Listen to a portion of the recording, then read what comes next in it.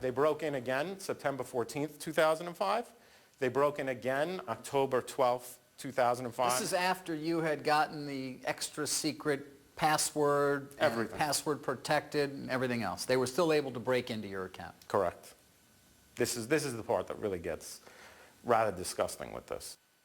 Singular spokesman Mark Siegel admits the theft of cell phone records is a growing problem. I'd like to start specifically with the case that we've been dealing with, which deals with this pretexting. Somebody says there's someone else and is able to open an online account, in this case, and access the phone records of the person they are impersonating. How does that happen? That was a very unfortunate incident, and we're certainly sorry that it happened, and we have worked aggressively with the customer to try to set it right, including suing the company that did it and the individual who hired the company to do it. It's plain old-fashioned deceit, and people who go after this data think of ways that they can coax information out of, say, a representative in a call center. They pretend to be the customer. They pretend to be somebody in a store trying to check on an account. And to me, the most tasteless of all, they pretend to be an operator who is helping someone hard of hearing. The technical term for it is lying.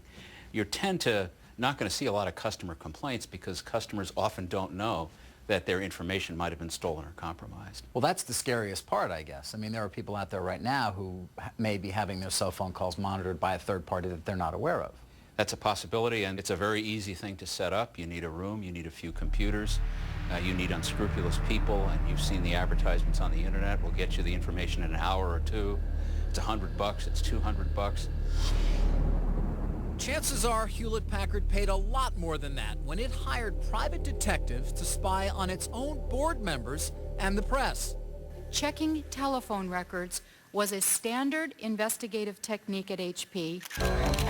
In the highest profile case of pretexting yet, HP's then chairman, Patricia Dunn, allegedly authorized private investigators to obtain the home and cell phone records of other HP board members and journalists in an effort to root out leaks to the press. Dunn is among 5 people indicted on felony charges for violating California state privacy statutes. In January, California will join a small group of states in which pretexting is illegal. Currently, it is not a federal offense. If you went to my mailbox and stole my cell phone bill, that you know is a problem. Yet for you to call up Singular or Sprint or somebody else pretending to be me with my personal information, lying, setting up a fake account, getting my information that way, seems to be this gray area. The laws haven't caught up to the technology. And I find that very disturbing. Good afternoon. This hearing's going to examine ways to protect consumers' phone records from being fraudulently obtained and sold into the public domain. I'm glad to see that there's been some activity in Congress, both the Senate and the House, to start to introduce legislation that would criminalize this activity. But right now it isn't, and it should be. So you have a civil action against these people. Exactly. But the government can't get involved because it's not criminal. That's right. Atom Music's former partners declined our request for an interview. In a letter, they admit to hiring Gambino Information Services, but deny any knowledge of Gambino's actions, saying they were extremely disappointed that Gambino acted in what was apparently an unlawful manner. Gambino Information Services declined to comment.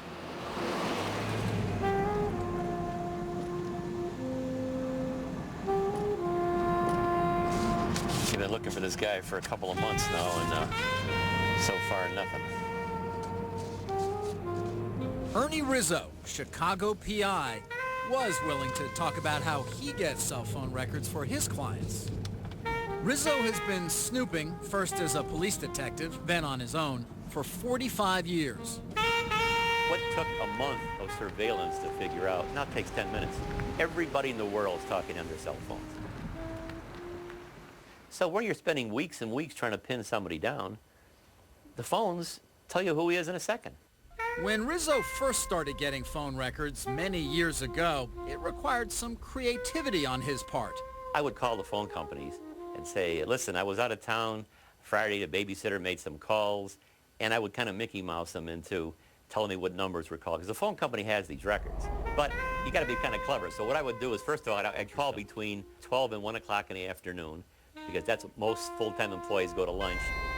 Those aren't the only tricks up Rizzo's sleeve. Not saying I did this, but I've heard detectives have done this. Okay, sure. You call the phone company, cellular or your home phone, and you say, I'm going to be out of town for a couple of months. I'm having all my mail sent to P.O. Box 1234. And then about 5 days later, once that goes on the records, you call for your phone records. And you say, please send me out a copy of my bill. I didn't get it this month. They will then send it to the post office box because they think it's you who's out of town wanting the records there. That was the old world. That's what I used to do when I was years ago. Now Rizzo gets cell phone records the same way anyone can, by going on the internet and contacting a company that sells them. You still don't know how they actually give you the records. Have no idea. You feel that they're accurate, though. Oh, there's no question. We discovered dozens of websites that were offering to sell phone records to any member of the public. And they were often on websites that said, see who your spouse is talking to, see who your employees are talking to. And so we wrote a complaint to the Federal Trade Commission and to the Federal Communications Commission, arguing that these companies should be shut down for selling personal information. The good news is that many of these websites have shut down, and it looks as though Congress might pass a law that would heighten penalties for getting phone records. However, we're seeing evidence that many of the people who sell these records are simply moving underground. Rizzo wouldn't reveal who provides him with his information. He says he is still having no trouble getting phone records for his clients. One of those clients, Naomi Garcia, suspected her fiancé was cheating on her. We wound up seeing that there was a number that kept calling, incoming and outgoing. Depending on the day, it could be, 10, 12 times. I had seen the numbers, and, it's really difficult, and it wound up being his ex-girlfriend. Garcia's fiancé denied he was cheating on her and said he was no longer talking to his ex. He wanted to reconcile, but Garcia remained skeptical. Hey, have a seat. So a few months later, P.I. Rizzo gets more phone records, this time the ex-girlfriend's. Well, I've got good news and maybe bad news. Out of 450, the last 450 phone calls she made, she did not call him. Okay. No phone calls at all. But I wouldn't jump to any conclusions based on this, and I'll tell you why. Once someone knows they're being watched and looked at, their phone records are being checked, they use a little more caution. So for all we know, he went and spent $9, got a second phone. For now, Garcia is done with cell phone records. And the fiancé. The fact that I would have to go to these measures to find out is just, I don't want to base my marriage on that. I want to base it on love and trust and honesty. You ever think twice about using your own phone in some ways? Sometimes, yeah. That's also true for Adam Music. He still uses a cell phone, but his days of carefree calls are over. It's just a very strange thing to think that anything you do is being watched by somebody to use against you. I mean, who would have ever thought that I'd be in a situation where I worry about who's calling me on my cell phone?